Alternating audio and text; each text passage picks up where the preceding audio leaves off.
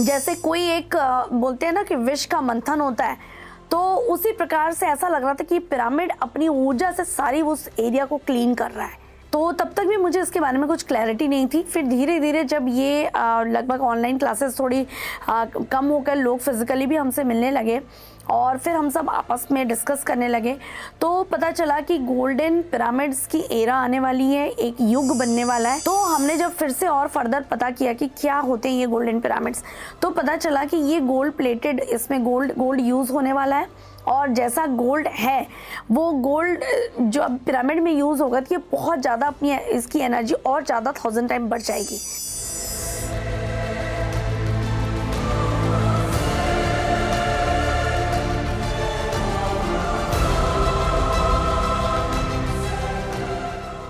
नमस्कार, आप सभी का स्वागत है हमारे इस शो में जिसका नाम है कहानी हर पिरामिड की। इस शो के माध्यम से हम जानते हैं कहानियाँ विश्व भर में स्थित लाखों पिरामिड्स की। सारी शिक्षा व्यर्थ है, सारे उपदेश व्यर्थ हैं, अगर वह तुम्हें अपने भीतर डूबने की कला नहीं सिखाते। आज हमारे बीच जो मेहमान हैं, इन्होंने ना केवल खुद को ध्यान में सागर में डुबाया, बल्कि एक ऐसा पिरामिड बनवाया जो अपने आप में अद्भुत है। वैसे तो हर पिरामिड अपने आप में खास है, पर आज हम जिस पिरामिड की कहानी सुनने जा रहे हैं वो वास्तव में ज़्यादा ही खास है, क्योंकि ये पिरामिड बना है गोल्ड से।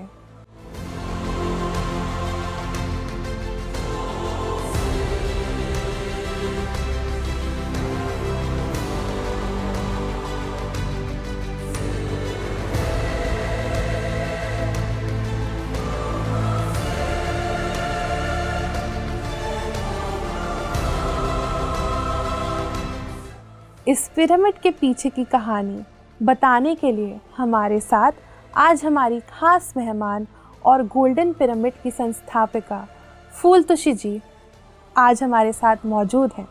मैम, आपका बहुत बहुत स्वागत है हमारे इस कार्यक्रम में। नमस्कार। तो मैम, आपकी जो ये जर्नी है एक आम आदमी से एक ध्यानी की, एक पिरामिड मास्टर की, तो हम आपसे इस जर्नी के बारे में जानना चाहेंगे कि इसकी शुरुआत कैसे हुई। मैं एक नॉर्मल लाइफ लीड कर रही थी और एक नॉर्मल लाइफ में जैसा होता है कि हम परेशान होते हैं, बीमार होते हैं और लाइफ में लगता है हर परिस्थिति के लिए पता नहीं कोई और जिम्मेदार है, और कभी भी हम ये समझ नहीं पाते हैं कि हमारी ज़िंदगी जो है, जो परिस्थितियां हैं, वो हम स्वयं ही उसके रचयिता है। तो मेरे साथ भी ऐसा ही चल रहा था और मैंने सोचा कि क्या ज़िंदगी में हमने जन्म लिया है, उसके बाद बीमार पड़ेंगे, फिर कभी ना कभी हमारी मृत्यु हो जाएगी, क्या यही लाइफ है। और इसी सिलसिले में मैं ओशो पुणे कम्यून गई। वहाँ पे मुझे कुछ ओशो की फ़िलोसफी समझ में आई, कुछ थेरेपी समझ में आई, और पता चला कि हम अपनी लाइफ को, जो हमारे बचपन में या हमारा एनवायरनमेंट है, वही हम सब पूरी लाइफ, पूरी ज़िंदगी हम रिपीट करते हैं। और उसके बाद मेरे मन में इच्छा जागी कि क्यों ना मैं ओशो को रूबरू मिलूं, और इसी सिलसिले में मेरी मुलाकात ब्रह्म ऋषि पितामह पत्री जी, जो कि PSSM मूवमेंट के फाउंडर हैं, उनसे मुलाकात हुई। और उनसे मिलने के बाद मेरी लाइफ पूरी तरीके से बदल गई और मैंने जाना कि ये ज़िंदगी क्यों है, हम खुद अपनी ज़िंदगी कैसे चुनते हैं, और हमारी हर परिस्थिति हमारे द्वारा ही बनाई गई है। तो इस प्रकार से 2011 में पितामह पत्री जी के साथ मिलने के बाद मेरे अंदर में एक जो थर्स्ट था, एक प्यास थी कि बस मुझे मिलना है। अगर ओशो इतनी सारी बातें कर सकते हैं तो कौन है जो मुझे लिविंग रूप से, जो मुझे जीवंत रूप से बता सके कि आखिर ये जीवन हमें कैसे जीना है। तब मैं पितामह पत्री जी से मिली। तो मैम, ये तो बात हो गई आपकी आध्यात्मिक जर्नी की, आपके एक ध्यानी बनने की। तो अब बात करते हैं हम पिरामिड की। तो पिरामिड में ध्यान करने से पहले आपने पिरामिड को कब और कहाँ देखा? पहली बार लगभग 30 साल पहले मैं कॉलेज में पढ़ रही थी और उस समय हमारे साइंस के प्रोफेसर, उन्होंने जब देखा कि मेरा थोड़ा सा ऑकल्ट साइंस में भी इंटरेस्ट है और ये सब के बारे में वो मुझे बता रहे थे कि इजिप्ट में पिरामिड हुआ करते हैं, तो मुझे तब तक उतना नहीं समझ में आया कि आखिर ये किस बारे में बता रहे हैं। फिर उन्होंने बताया कि आप मेरे घर आइए, मेरे घर में एक अनोखा सा स्ट्रक्चर है जिसको पिरामिड कहते हैं। तो मैंने कहा ओके, फिर मैं उनसे मिली और जब मैं गई उस पिरामिड के अंदर मैंने देखा कि एक जो कैट है, मतलब बिल्ली, वो लेटी हुई है और मुझे लगा कि इसकी तो डेथ हो जाएगी कुछ ही घंटों में। तो उन्होंने कहा नहीं, इसको हम यहाँ पे हील कर रहे हैं। तो ये मेरे लिए काफ़ी नया कॉन्सेप्ट था कि एक जानवर को हम पिरामिड के अंदर रख रहे हैं और वो उससे कैसे हील होगा। फिर 2-3 दिन बाद उन्होंने मुझे बुलाया कि आओ तुमको मैं उस कैट से मिलाता हूँ जो कि रिकवर हो चुका है। जब मैं उस कैट से मिली और मैं देखी कि ये तो पूरी तरीके से चेंज हो चुका है, फिर मैंने उस स्ट्रक्चर के बारे में जानने के लिए मेरे अंदर थोड़ी क्यूरियोसिटी आई और उसी समय मुझे लगा कि इस पिरामिड के साथ मेरा ज़रूर कोई कनेक्टिविटी है। बट हम उस समय अपने कॉलेज की पढ़ाई और इसमें व्यस्त होते हैं तो हम बहुत ज़्यादा रिसर्च नहीं कर सकते हैं। बट एक कनेक्शन बन चुका था और मुझे लगा कि मेरा कहीं ना कहीं इस पिरामिड के साथ, या फिर पिरामिड मेरा घर है और या फिर मेरे को पिरामिड चाहिए, ये प्यास उसी समय जग चुका था मेरे लाइफ में। तो मैम, ये पिरामिड का बीज तो आपके अंदर 30 साल पहले ही आ गया था, परंतु 30 साल बाद पिरामिड को जब आपने देखा और पहली बार जब आपने पिरामिड में ध्यान किया, तब आपका क्या अनुभव रहा? जी देखिए, पिरामिड में मेडिटेशन तो मैंने पुणे कम्यून ने किया था, लेकिन मुझे तब तक पिरामिड के बारे में कुछ भी नहीं पता था क्योंकि वहाँ ऐसी कोई जानकारी नहीं दी गई थी कि ये स्ट्रक्चर क्या है, इसके बारे में मुझे कुछ नहीं पता था। फिर मैं रायपुर वापस आई और मैंने सोचा कि मुझे सही तरीके से ज्ञान चाहिए और मैं ध्यान में आगे बढ़ना चाहती हूँ और मुझे एक कोई लिविंग जीवंत रूप से मुझे कोई गाइड करे। तब रायपुर में एक फैमिली है जो जेठानी फैमिली है और उनके बारे में मुझे पता चला जब मैं उनसे मिली और उनके यहाँ पे जब मैंने पिरामिड में अनुभव किया कि जो मैंने सुख, जो ब्लिस बोल सकते हैं, पुणे कम्यून में मैं महसूस कर पा रही थी, वो पिरामिड में रायपुर में आने के बाद मैं उसको ढूंढ रही थी। जब उनके पिरामिड में मैंने ध्यान किया तो मुझे उसके बारे में बहुत ही अद्भुत अनुभव होने लगे और मुझे लगा कि मुझे घंटों इसके अंदर ही रहना है और मैं कई दिन वहाँ पे रहती थी। वो लोग काफ़ी अच्छे से मेरी देखभाल करते थे, खाना वगैरह सारा चीज़ वो देते थे और मुझे लगता था कि मैं किसी भी तरीके से किसी भी दूसरी दुनिया से मैं बात कर सकती हूँ और ख़ासकर उस समय मुझे ओशो से बात करने की बहुत इंटरेस्ट रहता था। तो मैं पिरामिड में बैठ के मुझे लगता था कि मैं कम्युनिकेट कर पा रही हूँ। तो ये मेरे लिए एक अनोखा अनुभव शुरू हो चुका था। हालांकि उस समय मैंने बहुत ज़्यादा किसी को नहीं बताया था और मैंने उसी समय ओशो से कहा कि मुझे आपसे जीवंत रूप से मिलना है और लगभग 15 दिन के बाद मैं पत्री जी से मिली उसी फैमिली के थ्रू। तो मैम, आपने सामान्य ध्यान भी किया और फिर पिरामिड ध्यान किया, तो आपको सामान्य ध्यान और पिरामिड ध्यान में क्या अंतर महसूस हुआ? क्या वो अनुभव हैं जो एक सामान्य ध्यान में होते हैं और वही अनुभव किस तरीके से बदल जाते हैं जब आप पिरामिड में ध्यान करते हैं? जब साधारण तरीके से हम कहीं पे भी रहते हैं तो हमारी जो विचार शून्यता की अवस्था है उसमें समय लग जाता है, कई बार इधर उधर के विचार आते ही रहते हैं कंटिन्यूटी में।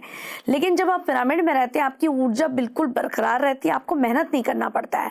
आप जो ज़ीरो स्टेट है बहुत ही फास्ट चले जाते हैं और मुझे लगता है कि जो हम अनुभव करते हैं, अगर एनर्जी वाइज बोलें, जो हमारे अलग अलग एक्सपीरियंसेस हैं वो बहुत फास्ट होने लगता है और जो हमारा प्रोसेस है, अगर हम फर्स्ट सेकंड थर्ड अगर स्टेज बोले मेडिटेशन के, तो जो थर्ड स्टेज है विपस्सना, उस स्थिति में हम बहुत फास्ट तरीके से और एकदम ज़ीरो स्टेट, और वो स्टेट एक बार पहुंचने के बाद हम उस स्टेट को मेंटेन कर पाते हैं और ऐसा लगता है जैसे अब इसके बाहर हमें निकलने की कोई ज़रूरत नहीं है। क्योंकि जब आप साधारणतः ध्यान बाहर करते हैं तो कुछ देर बाद आपको फिर से विचार आते हैं, फिर आप परेशान होने लगते हैं, फिर लगता है कि चलो अभी मेरा ध्यान हो गया है। लेकिन जब आप पिरामिड के भीतर रहते हैं तो आपका पूरा जो एनर्जी सिस्टम है वो मेंटेन रहता है, इनफैक्ट वो और बढ़ता जाता है। तो वो जो ब्लिस है वो आप ज़्यादा लंबे समय तक मेंटेन कर सकते हैं, ज़्यादा फास्ट आप उसको अचीव कर सकते हैं।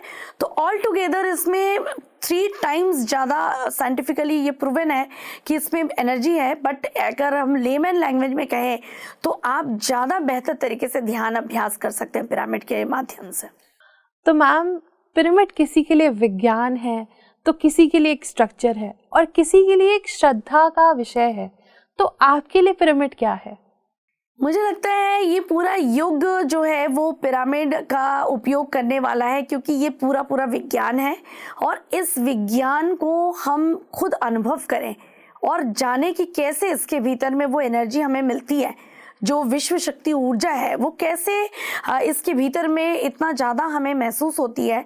तो जब आप इसके भीतर में आप ध्यान करेंगे या आप इसके भीतर में सिंपली अगर आप इसमें बैठते भी हैं तो आप मेडिटेटिव स्टेट में ऑटोमेटिक जाते हैं। विचार शून्यता में जाते साथ ही आपको वो आनंद अपने आप महसूस होने लगता है, आप अपने आप को रिचार्ज फील करने लगते हैं। कई बार मैं पिरामिड से जो मुझे अनुभव है, मैं कई बार अगर मैं टायर्ड हूँ तो मैं उसके भीतर जाके केवल सोना पसंद करती हूँ, तो भी मैं बहुत जल्दी रिचार्ज होती हूँ एज कम्पेयर टू जो हमारा नींद अगर 5-6 घंटे हम लेते हैं, अगर हम पिरामिड में सोते हैं, पिरामिड में ध्यान करते हैं, वो हर चीज़ एकदम फास्ट रेट में होने लगता है। ये मेरा खुद का अनुभव है। तो ये पूरी तरीके से विज्ञान है और इस विज्ञान को हर एक इंसान को अनुभव करना ही है। आप उसके एंगल को खुद आप चेक करिए, बनवाइए और अपने घर में इसका उपयोग, चाहे वो फल हो, वेजिटेबल्स हो, सब चीज़ों के साथ, प्लस आप उसके भीतर में खुद बैठ के इसका अनुभव कर सकते हैं। तो अब हम लेंगे एक छोटा सा ब्रेक और ब्रेक के बाद जारी रखेंगे दिलचस्प कहानी फुलतशी मैम के साथ।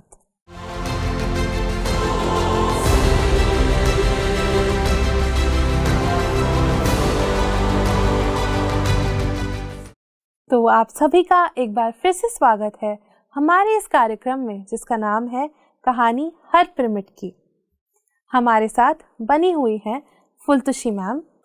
तो मैम, पहले आपको पिरामिड का एक वैज्ञानिक रूप महसूस हुआ, फिर आपको पिरामिड का एक आध्यात्मिक रूप महसूस हुआ, आपने पिरामिड में ध्यान किया। तो आपकी इस पिरामिड ध्यान की यात्रा में आपको कब महसूस हुआ कि आपको भी एक पिरामिड बनवाना है? बेंगलोर में जब मैंने पिरामिड देखा और मुझे लगा अरे ये तो पिरामिड मैं ऑलरेडी देख चुकी हूँ, तो मुझे तब समझ में आया कि आप मेडिटेशन में बहुत सारी चीज़ें आप पहले से देख सकते हैं, लेकिन जब मैंने पिरामिड को मेडिटेशन में देखा और जब मैं वो पिरामिड को साक्षात्कार मेरा हुआ एकदम पूरी तरीके से मैं देख पाई कि अरे ये पिरामिड यहाँ बना है, तो मुझे लगा कि ऐसा ही आश्रम मुझे बनाना है, ऐसे ही पिरामिड्स मुझे भी बनवाने हैं और या फिर ये पिरामिड मुझसे बिलोंग करते हैं। तो मेरे अंदर बहुत ज़्यादा एक तीव्र इच्छा जागने लगी और मैं पत्री जी को ये बात मैंने बताया कि मुझे बनवाना है। तो बिल्कुल उन्होंने कहा कि सारे पिरामिड्स आप देखिए, अलग अलग आश्रम में आप जाके विजिट करिए। और मैंने बेंगलोर से लेके हैदराबाद के रूट में जितने भी पिरामिड्स हैं, अलग अलग आश्रम्स हैं, वहाँ जाके मैंने जब भी एक्सपीरियंस किया, हर पिरामिड में मुझे अद्भुत अनुभव हुए और लगा कि ये सारे पिरामिड्स मुझसे बिलोंग करते हैं और मुझे भी ऐसे और पिरामिड बनाने में लोगों को मदद करना है और मुझे खुद का भी एक पिरामिड होना है। तो मैम, जब आपने ये प्रण लिया कि आपको भी एक पिरामिड बनवाना है, तो अक्सर ऐसा होता है कि जब हम कोई प्रण लेते हैं तो यूनिवर्स हमारी परीक्षा ज़रूर लेता है। तो कई सारे चैलेंजेस आते हैं, कभी स्ट्रक्चरल चैलेंजेस आ सकते हैं, फाइनेंशियल चैलेंजेस आ सकते हैं। तो आपने जब ये प्रण लिया कि आपको भी पिरामिड बनवाना है, तो क्या आपके साथ भी कोई चैलेंज आया? देखिए, सबसे पहले तो इस पिरामिड का जो मेरी इच्छा थी उसको बनने में 10 साल लगे, क्योंकि 10 साल पहले मेरे अंदर ये इच्छा थी। लेकिन मैंने इसमें ये लर्न किया कि जब तक आप अपने पर्सनल यूज़ के लिए कुछ चीज़ को चाहते हैं तो उसमें बहुत ज़्यादा ऊर्जा लगाना पड़ता है। जैसे जैसे मेरा माइंडसेट चेंज होता गया कि नहीं, ये पिरामिड ज़्यादा लोग यूज़ कर पाएंगे, इस पिरामिड की जो बेनिफिट्स हैं वो जन कल्याण के लिए हो, जैसे जैसे मेरा माइंडसेट पूरा सर्विस 100% लोगों के लिए होता गया, मुझे लगता है इसके लिए ऊर्जा मुझे मिलती गई और हम लोग का एक छोटा सा टीम बना। फिर धीरे धीरे वो टीम पूरा 1 साल, और ये हमेशा रात को हम मेडिटेट करते थे तो उनको कुछ कुछ मैसेजेस आते थे कि हमें इस प्रकार से कुछ पिरामिड बनाना है। और मुझे तब भी नहीं समझ में आता था कि शायद मैं ही इसकी इनिशिएटिव ले पाऊंगी। और धीरे धीरे हमको समझ में आया कि इसका स्ट्रक्चर क्या बनने वाला है। पहले जो हमें स्ट्रक्चर था तो हमारे पूरा एक टीम है जिनको मैसेजेस आते थे कि कौन सा स्ट्रक्चर बनेगा, क्या साइज बनेगा। फाइनेंस का हमें कभी भी ये टेंशन नहीं हुआ, क्योंकि हमेशा ये हमें मैसेज आता था कि आप सिर्फ ध्यान करिए, जो पिरामिड को ऊर्जा चाहिए वो केवल ध्यान से मिलेगा। और वो ग्रुप मेडिटेशन हम करीब 5 घंटे 6 घंटे हम करते थे और हमें एक एक करके सारी चीज़ें डिकोड होने लगी और बाद में पता चला कि ये पिरामिड हमारे घर के ऊपर पहले बनेगा। और एक पिरामिड नहीं, इसमें हमको सीरीज ऑफ पिरामिड बनाने हैं। तो हमारे एक टीम मेंबर, उनको आया कि करीब 1008 पिरामिड्स हमारे थ्रू बनना है। तो ये किसी एक का एफर्ट नहीं हो सकता है, it is a group effort, ये समझ में आया। और कोई भी अगर इसमें ईगो में आ रहा है कि चलो मैं इतना कर सकता हूँ, तो ये भी पॉसिबल नहीं है। तो पिरामिड इज़ लाइक एक ऐसा स्ट्रक्चर जो आपका मेटाफिजिकल जो रियलिटीज़ हैं, जितने भी आप दूसरे वर्ल्ड है, सारी चीज़ से आप कनेक्ट होकर तब जाके इस धरती पे आप उसको लेके साकार रूप ला सकते हैं। तो ये हम सब ने बहुत अनुभव किया और हमने देखा कि जब भी हम ग्रुप मेडिटेशन अगर रोक देते थे तो पिरामिड का काम रुक जाता था। और जब भी इसके बनवाने में अगर इवन कारीगर भी अगर वेजिटेरियन नहीं है या कारीगर के भीतर में कोई स्वार्थ आ जाता था तो ये पिरामिड का काम रुक जाता था। और हम फिर पिरामिड से पूछते थे कि अभी क्या हो गया। फिर हमें आंसर मिलता था कि आप लोग और ध्यान करिए और ये लोग अभी इस यहाँ से काम होगा, कहाँ काम नहीं होगा वो हमें पता चलता था। फिर कुछ लोग जिनसे जुड़ते गए, सपोज फैब्रिकेटर थे, वो फैब्रिकेटर के साथ चमत्कार होने लगे, वो लोग वेजिटेरियन बनने लगे। और जब कभी काम रुकता था तो हम पूछते थे कि क्या आप लोग प्योर वेजिटेरियन नहीं है, तो वो लोग ऑटोमेटिक कहने लगते थे कि हमें वेजिटेरियन बनना है, हमें इस पिरामिड के बारे में बताइए। और धीरे धीरे लोगों ने इसके ऊपर ऐसा किया कि जो चार्जेस होते थे, जो हम कभी सोचते थे कि इसका बजट कैसे करेंगे हम पूरा, क्योंकि जो हमने बजट सोचा था उसके वो आगे बढ़ता जा रहा था। और साथ में क्या हो रहा था कि बेस्ट चीज़ें इसमें लगनी है। कई बार हम माइंड यूज़ करते थे कि नहीं ओके इसमें थोड़ी कम चीज़ें, कम चीपर कुछ यूज़ कर ले, बट वो पिरामिड उसको डिस्कार्ड करता था और बेस्ट चीज़ें अपने लिए अरेंज करता था। तो वो पिरामिड ये बताता था कि तुम सब बस एक मीडियम हो और तुम्हारे थ्रू ये स्ट्रक्चर इस धरती पे आ रहा है जो कि एस्ट्रली ऑलरेडी एग्जिस्ट करता है। तो हमारे अंदर के जो ईगो था, हमारे अंदर जो लगता था कि हम कुछ कर रहे हैं, वो चीज़ें भी धीरे धीरे गायब होती गई और हम लोग एक ग्रुप कॉन्शियसनेस में काम करने लगे। और हमें पता चला कि ये जो पिरामिड है ये गोल्डन एज के लिए बहुत ही इम्पॉर्टेंट है। हर जगह जहाँ पे भी टेम्पल्स है, जहाँ पे भी घर घर में पिरामिड अगर आएगा तो ये पिरामिड्स इसका एक बोल सकते हैं रिप्लेसमेंट है। तो हम लोगों ने, हमें पता चला कि ये गोल्डन पिरामिड सीरीज आने वाला है। और ये गोल्डन पिरामिड इसलिए है क्योंकि इसमें गोल्ड का भी यूज़ होगा।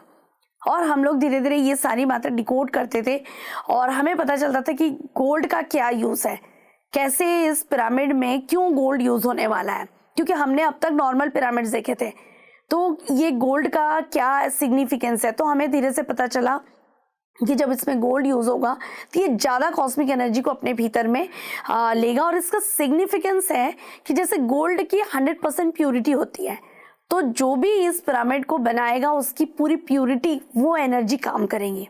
तो मैम जैसे कि आप तो ध्यानी हैं ही, एक पिरामिड ध्यानी भी हैं, तो क्या आपके घर में सभी लोग ध्यान करते हैं और उनका कितने हद तक सपोर्ट था आपका ये पिरामिड बनवाने में?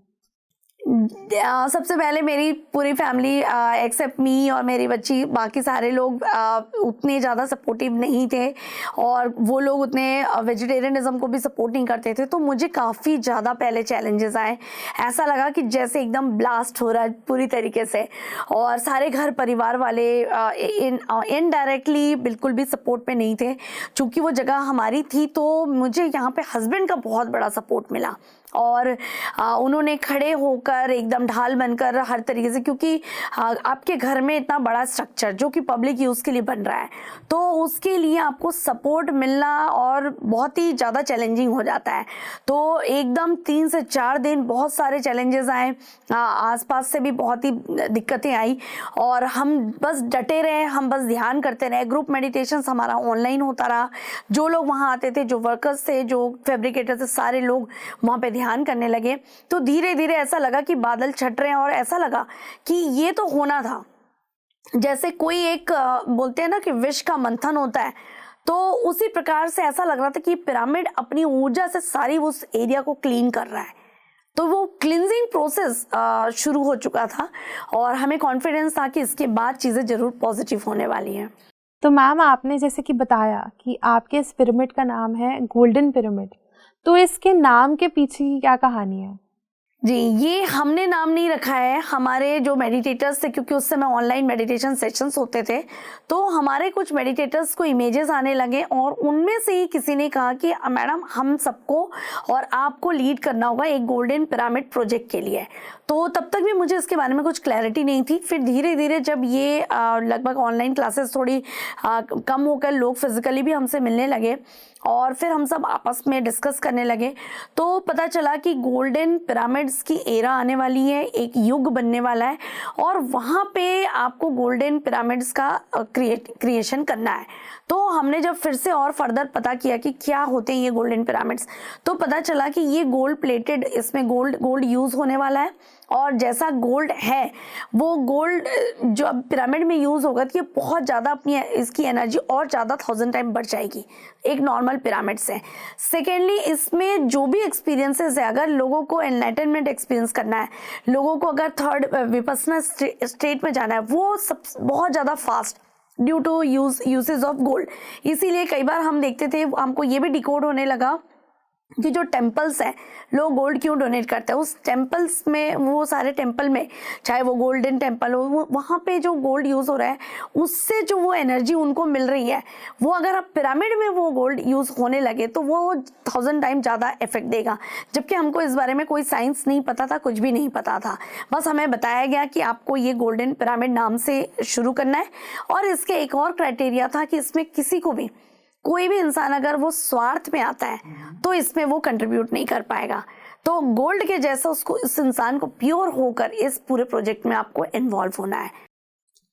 तो अब हम लेंगे एक छोटा सा ब्रेक और ब्रेक के बाद इस बातचीत को और बढ़ाएंगे और जानेंगे फूलतोषी मैम से उनके पिरामिड की कहानी और विस्तार रूप से।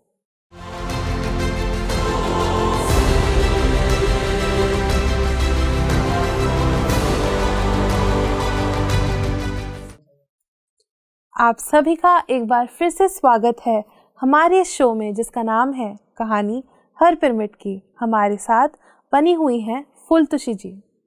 तो मैम, जैसे कि आपने बताया कि ये गोल्डन पिरामिड है, एक स्वर्ण पिरामिड, तो इसमें अनुभव भी बहुत दिलचस्प होंगे।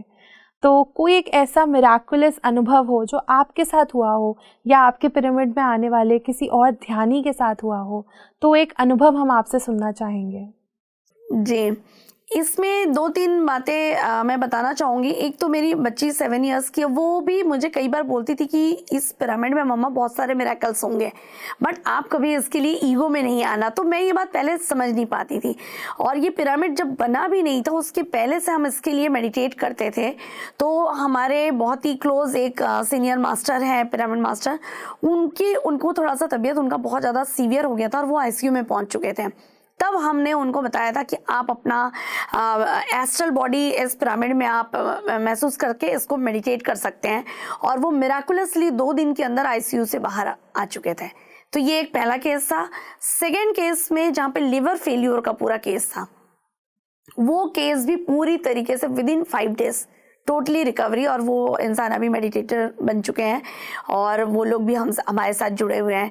तो ये हमको पता चल चुका था कि जो भी इंसान इससे कनेक्ट होगा और वो अगर सर्विस के लिए तैयार है तो गोल्डन पिरामिड उसको 100% उसको बेनिफिट देने वाला है। तो मैम, जैसे कि आप बात कर रहे हैं गोल्डन सीरीज़ की, तो एक गोल्डन पिरामिड तो बन गया, अब आपका फ्यूचर में क्या प्लान है इस गोल्डन सीरीज़ के लिए? हमारे को सीरीज में गोल्डन पिरामिड्स कंस्ट्रक्ट करने हैं। हम घर में हो, जिसके पास ज़मीन है वो ज़मीन दे सकता है, हमें इनवाइट कर सकता है, अपने प्रोजेक्ट में इन्वॉल्व कर सकता है हमारे साथ। मेडिटेशन में वो लोग ग्रुप में, हमारे इसमें एक ही मेन पहले क्राइटेरिया है कि पहले हमें ग्रुप मेडिटेशन बहुत तगड़ा करना पड़ता है। तो इससे जो एनर्जी बिल्टअप होता है, उसके बाद हमको चीज़ें डिकोड होती हैं कि जगह में कौन सा पिरामिड आएगा, कौन सा स्ट्रक्चर आएगा, कौन इसको बनवाने वाला है, क्या मटेरियल यूज़ होगा। हमने हर एक चीज़ के लिए मेडिटेशन, ग्रुप मेडिटेशन बहुत ही अच्छे से किया है। और ये पिरामिड विदिन 1 मंथ बन के तैयार हो गया और इस पिरामिड के बनते साथ ही हमने बहुत बड़ा पब्लिक प्रोग्राम भी किया। तो ये सारा एक कनेक्टिविटी में है जो हमें समझना है। तो इसीलिए जो भी कोई अपने घर में या कहीं पे भी all over India, all over world अगर पिरामिड बनाना चाहता है, हमारे साथ जुड़ना चाहता है, हम उनको मदद करते हैं। प्लस उनका अगर कोई ज़मीन है जहाँ पे वो कुछ देना चाहते हैं कि चलो आप लोग बनाइए, तो ऐसे हमारे साथ जुड़कर हम उनको मदद कर रहे हैं इस पिरामिड प्रोजेक्ट में। क्योंकि हमारा जो अभी टारगेट है 1008 पिरामिड, गोल्डन पिरामिड्स बनाने का। तो मैम, अगर कोई ध्यानी आपसे पिरामिड्स के लिए जुड़ना चाहता है तो किस तरीके से आपको संपर्क कर सकते हैं? वो हमसे डायरेक्ट कांटेक्ट कर सकते हैं और हमें अपने जगह इनवाइट कर सकते हैं। प्लस हमारे साथ ऑनलाइन भी हमारे मेडिटेशन सेशंस ज्वाइन कर सकते हैं। साथ में ग्रुप मेडिटेशन के थ्रू अगर हम उनके साथ जुड़ जाते हैं तो हम उन्हें मदद कर सकते हैं जो भी वो पिरामिड कंस्ट्रक्ट करना चाहें अपने एरिया में। तो मैम, इसी के साथ अब हम अपने दर्शकों के लिए आपसे एक फाइनल मैसेज चाहेंगे। मुझे लगता है कि सबसे पहले अगर आपके पास समय है तो ध्यान के लिए समय निकालिए। जब आप ध्यान करने लगते हैं और उसके बाद थोड़ा सा और आपके पास समय है और आपको बेनिफिट्स मिल रहे हैं, तो ये सारे बेनिफिट्स आप लोगों को बांटिए। और इसके बाद अगर आपके पास कहीं से भी एक्स्ट्रा इनकम हो रहा है, अगर पैसे आ रहे हैं, तो पिरामिड बनाने में आप किसी भी प्रकार से सहयोग कर सकते हैं। इस प्रोजेक्ट में हमने ये जाना कि सिर्फ पैसे ही नहीं, आपकी ऊर्जा, आपकी ग्रुप एनर्जीज भी बहुत मायने रखती है। तो आपके पास जो है आप वो दे सकते हैं पिरामिड कंस्ट्रक्शन में। क्योंकि आने वाला युग जो है वो हर घर में एक पिरामिड होना चाहिए। हर इंसान निरोगी रहेगा, ये हमें पता चल चुका है।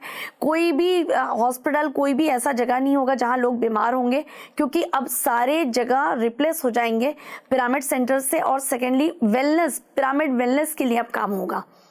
तो ये मेरा संदेश है कि हर कोई अगर आपसे बन पड़े तो प्लीज़ पिरामिड बनाए, पिरामिड के लिए सहयोग करिए। यही मेरा उद्देश्य है। तो मैम, आपका बहुत बहुत धन्यवाद आज हमारे साथ जुड़ने के लिए और अपने अनुभव हमारे साथ शेयर करने के लिए। Thank you. Thank you. समर्पण तो वह करता है जो कहता है कि मेरे पास तो कुछ भी नहीं है, मैं तो कुछ भी नहीं हूँ, जो दावा कर सकूँ कि मुझे मिलना चाहिए। मैं तो सिर्फ प्रार्थना कर सकता हूँ, मैं तो सिर्फ चरणों में सिर रख सकता हूँ। मेरे पास देने को कुछ भी नहीं है। हम फिर मिलेंगे अगले सप्ताह एक नए पिरामिड और एक नई कहानी के साथ। तब तक के लिए देखते रहिए PMC हिंदी चैनल।